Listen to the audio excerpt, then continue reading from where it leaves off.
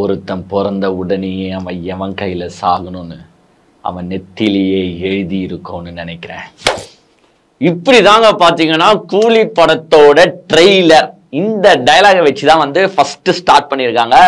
ஒருத்தன் எவன் கையில சாகணுன்றது அவன் பிறக்கும் போதே அவன் நெத்தில எழுதி இருக்கும்னு நினைக்கிறேன். இந்த டைலாகை யார் சொல்றாரு பாத்தீங்கன்னா மோகன்லால் சொல்லி அப்படியே வந்து ட்ரெய்லரை வந்து நவுத்திருக்காங்க. ஸ்டார்டிங் அவர் யாரை மீன் பண்றாருன்றது நெக்ஸ்ட் அது ட்ரெய்லருக்குள்ள போக போக தான் உங்களுக்கு பிரீஃபா தெரிய போகுது. மோகன்லால் என்ன கேரக்டர் பண்றாரு அப்படின்றத லாஸ்ட் வரைக்கும் சஸ்பென்ஸுங்க. அதாவது பாத்தீங்கன்னா ட்ரெய்லரை வந்து பியூட்டிஃபுல்லா நெயில் பண்ணிருக்காங்கன்னு சொல்லலாம். ஏன்னா ஒரு கேரக்டரும் பாத்தீங்கன்னா நீங்களே உட்காந்து பாப்பீங்க. ஒரு 10 வாட்டி பார்த்தாலும் தலையை சொரிஞ்சுக்கிட்டு இந்த கேரக்டர் என்ன பண்ண போகுது, இவரு என்ன பண்ண போறாரு, அமீர் கானை காட்டுறாங்க, உபேந்திராவை காட்டுறாங்க, நாகார்ஜுனை காட்டுறாங்க. யார் தான் வில்லன்? ரஜினி சார் ஹீரோன்றது நம்ம எல்லாருக்குமே தெரியும். யார் தான் வில்லன், யார் தான் பெரிய வில்லன், யாரு சின்ன வில்லன் அப்படின்றத வந்து பாத்தீங்கன்னா ஒரு கன்ஃபியூஸ்ட் ஸ்டேட்லயே வந்து எல்லாரையும் எடுத்துட்டு போயிருக்காங்க. இதுதான் ட்ரெய்லரு. ஒரு ட்ரெய்லர்ல வந்து அந்த ட்ரெய்லரோட பியூட்டியே என்னன்னா ஒரு கதையை யாருமே வந்து இமேஜின் பண்ணிடக்கூடாது. ஒரு ஸ்டோரியை வந்து இதுதான் இந்த படத்தோட கதையா இருக்கும் அப்படின்னு சொல்லிட்டாங்கன்னா அப்புறமா ட்ரெய்லரை கஷ்டப்பட்டு எடுத்து அதை ரிலீஸ் பண்ணி என்ன பிரயோஜனம்? அதை காட்டாம கதையை யாரும் கண்டுபிடிக்க முடியாது அப்படின்றத இந்த கூலி படத்தோட ட்ரெய்லர் வந்து பாத்தீங்கன்னா பியூட்டிஃபுல்லா எடுத்துட்டு போயிருக்காங்க. உண்மையாலே கதையை வந்து எல்லாரும் சொல்லலாம், இது கதையா இருக்கும், இப்படி கதையா இருக்கும்னு எல்லாருமே சொல்லலாமே தவிர்த்து இதுதான் கதையா இருக்கும்ட்டு 100% சொல்ல முடியாதுங்க. இப்போ நம்மளே வந்து ஒரு ஸ்டோரியை சொல்ல போறோம். இப்போ இந்த ட்ரெய்லரை பார்த்தோம்னா நமக்கு என்ன கதையா இது இருக்கும்னு நம்ம நினைக்கிறோம்னா, எஸ் அப்கோர்ஸ் கூலின்னு டைட்டில் வச்சனாலே உங்களுக்கே நல்லா தெரியும். ரஜினி சார் வந்து ஒரு ஆபர்ல வந்து ஒரு கூலி வேலை இந்த சென்ஸ் அந்த லேபர்ஸ் மாதிரி ஒரு போர்ட்டர் மாதிரி வேலை செய்யறவரா இருக்கலாம். அங்க வந்து ஒரு பிரச்சனை ஏற்படலாம். பிரச்சனை இந்த சென்ஸ் எதனா வந்து எக்ஸ்போர்ட்ல இஷ்யூஸா இருக்கலாம். அங்கதான் வந்து ஷௌபின் வராரு பாருங்க. ஷௌபின் வந்து ஒரு வில்லன், அது தெளிவாவே தெரியுது நம்மளுக்கு அவர் வில்லன். பட் அவர் தான் பெரிய வில்லனா கண்டிப்பா கிடையாது. அவர் வந்து அந்த லோக்கல் டான் மாதிரி அவர் வந்து அந்த ஆர்பர்ல வந்து இருக்கிறாரு. அங்க வந்து பாத்தீங்கன்னா ரஜினி சார் ஒர்க் பண்றாருன்னு வச்சுப்போம்.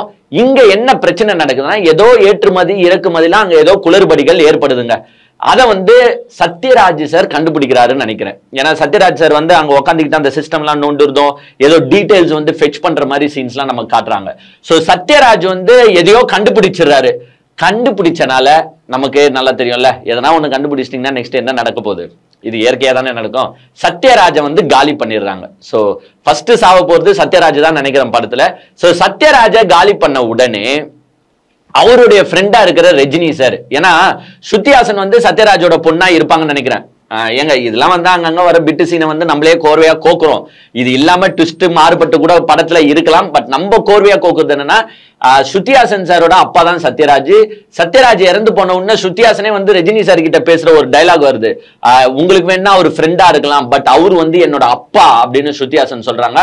ஆனா ரஜினி சார் அதை அப்படியே ரீடைலாக என்ன பண்றாருன்னா, உனக்கு வேணா ஒரு அப்பாவா இருக்கலாம், ஆனா எனக்கு அவன் என் நண்பன். இதுதான் வந்து நண்பனோட இம்பார்ட்டன்ஸ் கொடுக்குறாங்க. ஒரு ஃப்ரெண்டா நம்ம எப்படி இருக்கணும் அதுக்காக வந்து அந்த இம்பார்ட்டன்ஸ் கொடுத்து அந்த டைலாக வச்சிருக்காங்க. சோ அந்த டைலாக்ல இருந்தே நம்மளுக்கு தெரியுது சத்யராஜ கொலை பண்ணவங்களை பழி வாங்கறதுக்கு ரஜினி சார் வந்து இது எடுக்கிறாரு. அதுதான் வந்து பாத்தீங்கன்னா அந்த ஆர்பருக்குள்ள வந்து ஒரு பெரிய கலவரமாவது. ரஜினி சாரை வந்து ஷௌபின் லேட்டரா அட்டாக் பண்ணுவாரு. இப்போ என்ன பிரச்சனை ஆக போகுதுன்னு பாத்தீங்கன்னா ஷௌபினோட பாஸ் யாரு? ஏன்னா உங்களுக்கு ஒரு சீன்ல வந்து நாகார்ஜுன் வந்து கண்டிப்பா வில்லன் கேரக்டர்ல இருக்கிற மாதிரி தான் காட்டுறாங்க. அவர் நிறைய சீன்ல காட்டுறாங்க நாகார்ஜுன. அவர் வந்து கண்டிப்பா ஒரு வில்லனா இருப்பாரு. இருந்தாலும் ஸ்டேஜ் பை ஸ்டேஜ்ல நெக்ஸ்ட் என்ன காட்டுறாங்கன்னு பாத்தீங்கன்னா அமீர் கானை வந்து ஒரு சீன்ல 2 சீன்ல காட்டுறாங்க. துப்பாக்கி வச்சுட்டு இருக்கிற மாதிரியும் அவர் ஏதோ ஃபாரின்ல இருக்கிற மாதிரியும். சோ இவங்க வந்து என்ன எக்ஸ்போர்ட் பண்றாங்க அப்படின்றதுதான் படத்தோட மெயின் கதை. ஒண்ணு கஞ்சா எக்ஸ்போர்ட் பண்றாங்களா, இல்ல ஆர்ம்ஸ் எக்ஸ்போர்ட் பண்றாங்களா, இல்லைன்னா வந்து பெண்களை எக்ஸ்போர்ட் பண்றாங்களா, எதையோ ஒன்னத்தை எக்ஸ்போர்ட் பண்ணி அங்க வந்து ஒரு இல்லீகலா ஒரு டிராபிகிங் நடக்குது. அந்த டிராபிகிங் வந்து சத்யராஜ் சாருக்கு தெரியும் போது சத்யராஜ் சாரை மர்டர் பண்ணிடுறாங்க. அந்த விஷயம் எப்படியோ வந்து நெக்ஸ்ட் ரஜினிகாந்த் சாருக்கு தெரிய வருது. தெரிய வந்த பிறகு அவர் வந்து விஸ்வரூபம் எடுத்து இந்த எதிரிகளை எப்படி வேட்டையாடுகிறார். இதுதான் வந்து கூலி படத்தோட நம்ம யூகிச்ச ஒரு ஸ்டோரி லைனா இருக்கும். ஆனா வந்து அதை எப்படி ஸ்கிரீன் பிளே எடுத்துட்டு போறாரு லோகேஷ் கனகராஜ் சார் வந்து நார்மலாவே கைதி படத்தோட ஃபேனுங்க. நான் லியோ படத்தோட ஃபேன்லாம் கிடையாது. லியோ படத்தெல்லாம் நான் வந்து சத்தியமா என் வாழ்க்கையில ஒரு படமே சொல்ல மாட்டேன். கைதி படத்தை சொல்றீங்களா, நான் இப்போ கூட எழுந்திருச்சு நின்று லோகேஷ் சார் கை தட்டுவேன். ஏன்னா அவ்வளவு பிரம்மாண்டமா ஒரு சின்ன கதையை வச்சு, அதெல்லாம் வந்து ஒரு பெரிய கதையே கிடையாது, ஒரு சின்ன கதை, ஆனா அதுல வந்து ஸ்கிரீன் பிளே இப்படியும் பண்ண முடியும், என்னால இது வந்து மெகா ஹிட் ஆக்க முடியும் அப்படின்னு காட்டினவர் தான் Lokesh Kanagaraj. So still I am a big fan for Lokesh Kanagaraj. கைதி படத்துக்கு, லியோ படத்துக்கு கிடையாது. இப்ப இந்த கூலி படத்தோட ஸ்கிரீன் பிளேவை அவர் எப்படி எடுத்துட்டு போறாரு அப்படின்றதுதான் நம்ம வெயிட் பண்ணி பார்க்கணும். இப்ப ஒண்ணுமே கிடையாது, சத்யராஜ் சார் இறந்து போறாரு, ஸ்ருதிஹாசன் மேம் வந்து பாத்தீங்கன்னா அந்த ஃபீலிங்ஸா பேசுற டைலாக் இதெல்லாம் வந்து சென்டிமெண்ட்டுக்குள்ள எடுத்துட்டு வராங்க, ஒரு நண்பன் இறந்து போற விஷயத்த கன்வே பண்ற மாதிரி எடுத்துட்டு வராங்க. இதுல இன்னொரு மிகப்பெரிய விஷயம் என்னன்னா, உங்களுக்கு உபேந்திராவை காட்டுறாங்க ஒரு சைடு நாகார்ஜுன் சார் காட்டுறாங்க, ஒரு சைடு அமீர் கான சைடு காட்டுறாங்க, ஒரு சைடு ஷௌபின் லோக்கல் டானு. இந்த 3 பேர் இருக்காங்க பாரு. நாகார்ஜுன் என்ன ரோல், உபேந்திரா சார் எனக்கு தெரிஞ்சு மேபி ரஜினி சாருக்கு ஹெல்ப் பண்ற கேரக்டரா இருக்கலாம். சோ மெயின் வில்லனா யார் யார் இருக்கலாம்னு பாத்தீங்கன்னா, நாகார்ஜுன் சாரும் நம்ம அமீர் கானும் இருக்கலாம். மோகன்லால் சார் வந்து ஒரு சீனுக்கு மட்டும் தான் காட்டுறாங்க, அவரோட ரோல் என்னன்றதை வந்து சஸ்பென்ஸாவே வச்சிருக்காங்க. மோஸ்ட்லி மோகன்லால் சாருக்கு வந்து நெகட்டிவ் ஷேட் தரமாட்டாங்கன்னு வச்சுக்கோங்க. சோ பாசிட்டிவ் ஷேட் தான் தந்தாகணும். சோ ரஜினி சாருக்கு உதவுறவங்கலாம் மேபி உபேந்திரா சாரையும் நம்ம வந்து மோகன்லால் சாரையும் காட்டுறதா இருக்கலாம் இந்த கதையில. சோ இப்படிதான் நம்ம எக்ஸ்பெக்ட் பண்றோம். படத்தை வந்து பாத்தீங்கன்னா அவங்க ஒரு சீனை வந்து அருமையா எடுத்திருக்காங்க. லாஸ்ட்ல நான் ஒன்னே ஒன்று சொல்லும், ரஜினி சாருக்கு வந்து பாத்தீங்கன்னா கண்டிப்பா ஒரு பிளாஷ்பேக் இருக்கு. ஏன்னா அவரோட கதையிலேயே வந்து அவரோட பேரை சொல்றாங்க, தேவான்னு சொல்றாங்க, நம்மளுக்கும் தெரியும் அவரோட பேரு தேவான்னு. அதுல என்னன்னு பாத்தீங்கன்னா ஒரு பிளாஷ்பேக் சீன்ல வந்து தேவா மேன்ஷன் காட்டுவாங்க. அந்த தேவா மேன்ஷன் காட்டிட்டு அந்த மேன்ஷனுக்குள்ள ஒரு சண்டை நடக்குது, அந்த மேன்ஷனை வந்து வெடி வச்சு உடைங்கடா அப்படின்னு வந்து அந்த வில்லன் சொல்றாரு. சோ கண்டிப்பா ரஜினி சாருக்கு ஒரு பிளாஷ்பேக் இருக்கு, தேவாவோட பிளாஷ்பேக்கா இருக்க போகுது. ஏன்னா லாஸ்ட்ல வந்து ரஜினி சார ஒரு டைலாக் சொல்றாரு, அந்த கூலின்லாம் டைட்டில போட்டு முடிச்ச பிறகு லாஸ்ட்ல வந்து ரஜினி சார் என்ன சொல்றாருன்னா, இந்த தேவாவை பத்தி தெரிஞ்சுக்கிட்டே என்கிட்டயே விளையாடுறியா அப்படின்ற ஒரு டைலாக் வருது. அதை வந்து நெகட்டிவ் ஷேட்ல என்ன பண்ணுவாங்கன்னா, நம்ம பாஷா படத்துல ரஜினி சார் நடந்து வருவாரு பாத்தீங்களா, அந்த நெகட்டிவ் ஷேட்ல அது மாதிரி காட்டுறாங்க பாருங்க. அந்த சீன்லாம் தலைவர் வந்து அப்படியே கண்ணில் தூக்கி ஒத்திக்கலாம் போல, அந்த மாதிரிங்க. ஏங்க இன்னுமே அந்த கதை கிதையெல்லாம் தூக்கி அப்படி வைங்களா, அந்த நடிப்புங்க, அவரு நிக்கிறதையே நம்ம ரசிச்சு பார்க்கலாம். அவரு அந்த டைலாக் டெலிவரி பண்றாரு பாருங்க, அதே ரசிச்சு பார்க்கலாம். அவரோட கண்ணே வந்து பாத்தீங்கன்னா ஒரு 1000 பாஷை பேசுது. அந்த சீன் என்னமோ அந்த சீனுக்கு ஏத்த எக்ஸ்பிரஷன் ரியாக்ஷன் எல்லாமே கொடுக்க முடியும்னா அது கண்டிப்பா ஒரே தலைவரால் தான் முடியும், நம்ம சூப்பர் ஸ்டாரால மட்டும் தான் முடியும். ஏன் அவரை இன்னுமே வந்து ஒரு 5 ஜெனரேஷன், ஏங்க 1970 80ல இருந்து ஸ்டார்ட் பண்ண மனுஷன், 80 சில்லறையில இருந்து ஸ்டார்ட் பண்ண மனுஷன் இன்னுமே வந்து அவ்வளவு ஃபேன் பேஸ கிட்டத்தட்ட என்ன ஒரு 5 ஜெனரேஷன் சொல்லலாம். ஒரு 5 ஜெனரேஷன் ஃபேன இப்ப இன்னைக்கும் நான் உட்காந்துட்டு பேசிட்டு இருக்கேன், இன்னைக்கும் என்னோட சின்ன பசங்களும் உட்காந்துட்டு பேசிட்டு இருக்காங்க, என்னோட பெரியவங்களும் உட்காந்துட்டு பேசிட்டு இருக்காங்கன்னா எப்படி? அதுதான் ஒரு சூப்பர் ஸ்டார்ன்ற ரேஞ்சுன்றது. அதை வந்து ஒருத்தரால தக்க வைக்க முடியும் அப்படின்னா கண்டிப்பா என்னைக்குமே இந்தியாவின் சூப்பர் ஸ்டார்னு பாத்தீங்கன்னா ரஜினி சார் தாங்க, அதுல மாற்று கருத்தே கிடையாது. பல பேர் அவரோட டைட்டிலுக்கு போட்டி போட்டு வரலாம், போட்டி போட்டு வந்தாலும் காணாம தான் போயிடுவாங்கன்னு நினைச்சுக்கோங்க. அவரெல்லாம் சத்தியமா பீட் பண்ண முடியுமானா, ஏங்க நம்மளால ஏஞ்சி நிக்க கூட முடியாதுங்க அவர் வயசுல. நம்ம டைலாக் எல்லாம் பேசிட்டு போயிடலாம், என்னையா நடிப்புன்னு, நம்மளால நிக்க கூட முடியாது. அந்த மனுஷன் இன்னுமே அந்த ஸ்டைலா நடக்கிறாரு, ஸ்டைலா பாக்குறாரு, ஸ்டைலா பேசுறாரு. அதுதான் அந்த பாஷா படத்துல அப்பயே வந்துச்சு, நீ நடந்தால் நடை அழகு அழகு, நீ சிரித்தால் சிரிப்பழகு அழகு, நீ பேசும் தமிழ் அழகு. இதுதான் தலைவர், அவ்வளவு அழகா போர்ட்ரே பண்ணி எடுத்திருக்காங்க. ரஜினி சாரை பாக்குற சீன்ஸ்லாம் அப்படியே வந்து ஒரு ரசிச்சு, நான் உண்மையிலே சொல்றேன். இப்ப ஏன் இந்த வீடியோ போட லேட் ஆயிடுச்சுன்னா ஒரு 12 வாட்டி நான் பார்த்தேன் அந்த ட்ரெய்லர்.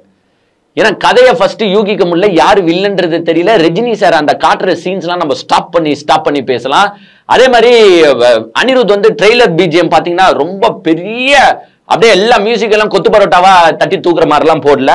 அழகா வந்து பாத்தீங்கன்னா அரங்கம் அதிரட்டுமே விசில் பறக்கட்டுமே இந்த தீம்லயே வந்து பாத்தீங்கன்னா லைட்டா அப்படியே ஸ்லோவா எடுத்துட்டு போயிருக்கு. அது என்னன்னா அந்த சஸ்பென்ஸை பிரேக் பண்ண தேவையில்ல அப்படின்றதுக்காக கதையும் ஃபுல்லா காட்டாம அந்த மியூசிக்கும் அப்படியே பிஜிஎம் தூக்கி போட்டுன்னு அழகா போயிட்டு இருக்காரு. ஸோ இவ்வளோ கேரக்டர்ஸ் இந்த படத்துல இருக்காங்க, எல்லாருமே வந்து ட்ரெய்லர் அருமையா இருக்கு. எவ்வளோ பேர் வெயிட்டிங், அந்த ட்ரெய்லர் 7 மணிக்கு நான் லைவ்ல பாக்குறேன், அவ்வளோ பேர் ட்ரெய்லருக்காக. ஒரு ட்ரெய்லருக்காகவே இவ்வளோ பேர் வெயிட் பண்றாங்கன்னா ஆகஸ்ட் 14 படம் ரிலீஸ் ஆகும் போது என்ன ஆக போகுதுன்னு எனக்கு தெரியல. இதுல பெரும் பிரச்சனை என்னன்னா பாதி பேர் இப்போ நேரு ஸ்டேடியம் ஆடியோ லான்ச்ல வேற இருக்காங்க. இன்னைக்கு தான் வந்து பாத்தீங்கன்னா நம்ம ஆல்ரெடி ஒரு வீடியோ போட்டோம் டபுள் டமாக்கான்னு. இன்னைக்கு ரஜினி சார் கூலி படத்தோட ஆடியோ லான்ச் அங்க நடந்துட்டு இருக்கு நேரு ஸ்டேடியத்துல. அதுலயே நீங்க பாத்திருப்பீங்க ஒரு 5-6 மணிக்கெல்லாம் வந்து ஒரு வீடியோ ரிலீஸ் ஆச்சு. அதாவது நம்ம தலைவர் வந்து பாத்தீங்கன்னா நேரு ஸ்டேடியத்துக்குள்ள போகும்போது அங்க தலைவர் மோஸ்ட்லி பாத்தீங்கன்னா எழுந்திருச்சு இந்த வெளியில நிக்கிறது அப்படி மோஸ்ட்லி பண்ண மாட்டார். வீட்டாண்ட வரவங்களுக்கு மரியாதை கொடுக்குற வகையில கையெல்லாம் காட்டுவாரு. இல்ல ஏர்போர்ட் போகும்போது தான் நீங்க அவரை பார்க்க முடியாது, ரோட்ல போகும்போதெல்லாம் அவரை அப்படி பார்க்க முடியாது. பட் இன்னைக்கு வந்து பாத்தீங்கன்னா நேரு ஸ்டேடியத்துக்கு போறாரு. அப்ப வந்து வெளியில ரசிகர்கள் வெயிட் பண்ணிட்டு இருக்கிறத பார்த்த அவரு என்ன பண்றாருன்னா அந்த மேல இருக்கிற டாப் டோரை ஓபன் பண்ணிட்டு அவங்களுக்கு எல்லாம் கை காட்டுறாரு. தமிழகத்தில் மிகப்பெரிய ஒரு எதிர்பார்ப்பு இருக்கக்கூடிய ஒரு நிலையில் இந்த திரைப்படத்தினுடைய இசை வெளியீட்டு விழா மற்றும் ட்ரெய்லர் வெளியீட்டு விழாவானது சென்னை நேரு உள்விளையாட்டு அரங்கத்தில் நடைபெறுவதற்காக படக்குழு சார்பில் ஏற்பாடு செய்யப்பட்டிருக்கின்றது. இதுதான் தலைவர், ஒரு நல்ல மனுஷன். ஏன்னா நமக்காக அவன் வெயிட் பண்ணிட்டு இருக்கானே. ஆடியோ லான்ச் என்னமோ 6-7 மணிக்கு, நமக்காக அவன் 4 மணி 3 மணில இருந்து வெயில்ல நின்று இருக்கானேன்னு ஏஞ்சி கையை காட்டிட்டு அழகா ஸ்டைலா உள்ள போறாரு. இன்னைக்கு என்ன பேச போறாரு நம்ம தலைவர் அப்படின்றத வேற நம்ம வெயிட் பண்ணி பார்க்கணும். அந்த வீடியோ வந்து உங்களுக்கு நாளைக்கு நாங்க தொகுத்து வழங்குறோம். இன்னைக்கு ஆடியோ லான்ச்ல என்னென்ன சம்பவம்ன்றது நாளைக்கு பார்ப்போம். பட் ட்ரெய்லர் வந்து பாத்தீங்கன்னா அல்டிமேட்டா சூப்பரா இருக்கு. ஆகஸ்ட் 14க்கு நம்ம எல்லாரும் வெயிட்டிங்கு.